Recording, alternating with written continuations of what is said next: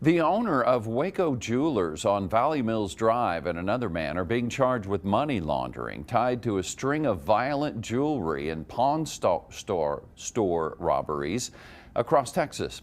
News 10's Jessica Rajkumar was at the hearing in Waco Federal Court this morning and joins us with more on what the unsealed documents reveal. Jessica. That's right, Gordon. A federal grand jury has indicted 53-year-old Wayne Habern Jr., the owner of Waco Jewelers, and 65-year-old Clemond Busby, known as Bull. Prosecutors accuse the two men of conspiring to launder money, alleging they knowingly conducted cash transactions involving stolen jewelry, and say that these transactions were meant to hide where the money came from and avoid federal reporting requirements.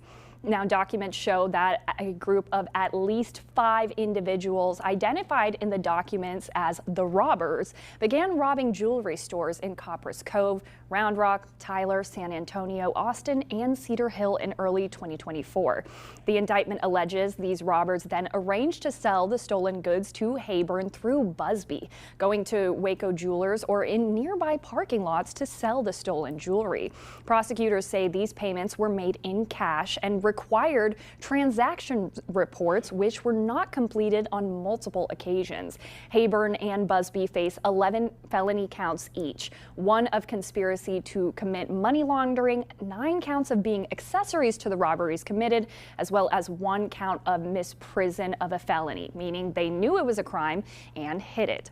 Now, Habern and Busby could face up to 20 years in custody if guilty for the first count, up to 10 years for each of the 9 accessory charges, plus up to 3 years for misprision of a felony. They also face more than $1.5 million in fines as well. The documents also show that if the defendants are convicted, the government will seek to forfeit at least $1.5 million in assets for the alleged crimes. We have not heard back from the prosecutor's office yet, but we were able to speak with Habern's defense attorney, former McLennan County DA Abel Reyna, who says they are going to look into these allegations and stresses, quote, right now they are only allegations, end quote. The defendants' arraignments are scheduled for Tuesday, July 28th. In studio, Jessica Rajkumar, KWTX News 10.